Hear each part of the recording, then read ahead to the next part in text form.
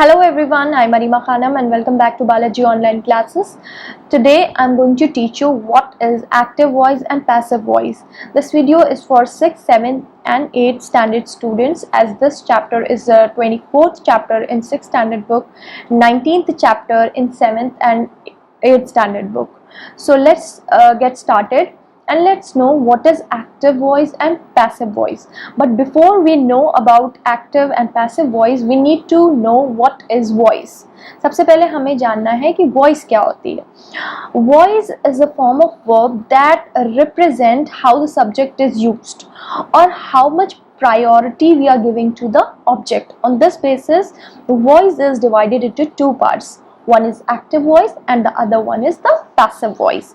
Let's know what is active voice. Active voice shows the relation between the doer and the receiver of an action. In the active voice, the subject does the action denoted by the verb. In the passive voice, the subject is acted upon and hence is the receiver of the action denoted by the verb. For example, Tina broke the window pane. This the sentence is in active voice. And how are we going to change the sentence into passive voice? It will be like this: the window pane was broken by Tina. Yes. So before we know and read several examples which are given in your book, just listen to me what I'm going to teach you. I'm going to tell you certain rules that you need to know, and if you know and if you focus and pay attention to what I'm going to teach you, you will understand the whole chapter. First one is, what do we do in active voice? We change the subject into object. And in the passive voice, what do? We change the object into passive. The next thing is that the object in the object in the passive voice we use a new type of object, and before that we use by. According to tense, we use helping verbs. So what happens if we are using I in the active voice? How is it going to be changed in the passive voice? We will be using me. You will be changed to you. It will not be changed. It will also be not changed. They will remain same. She will become her. They will become them. We will become us. He will become him, and who will become whom.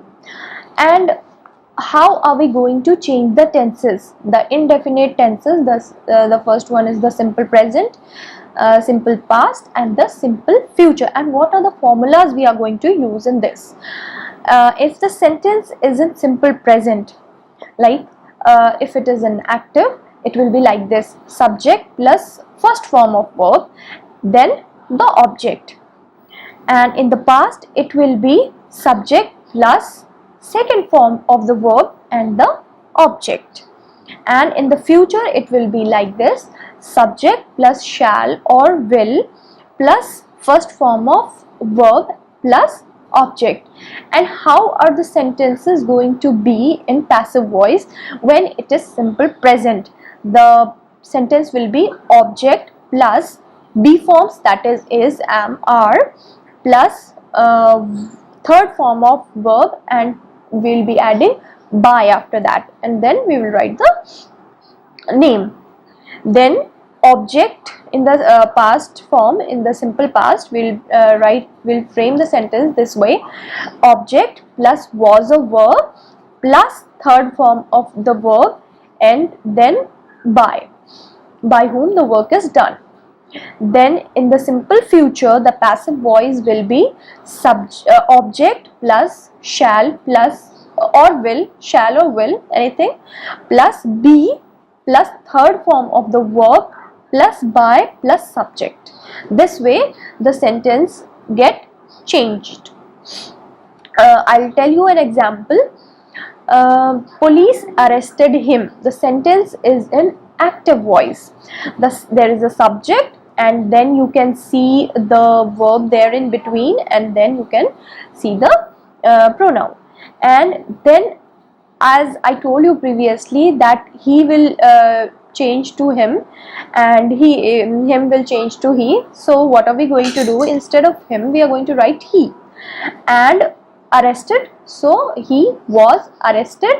This much we can write, but if you, as it is understood that police will only arrest people, so there is no need to write by police.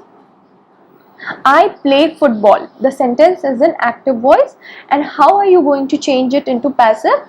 The football or football is played by me. The sentence will change into passive voice. That's it. In this, you need to know certain rules that I have already told you.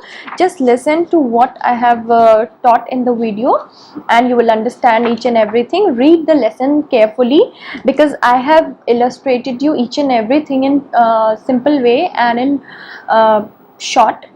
You don't have to rush through and get confused. So just see my video thoroughly and go through all the things which are given in your book. Download the exercises from School Mitra and start doing it in your books and notebooks. And meanwhile, take care of yourself, stay at home, and wait for my next video. Bye bye.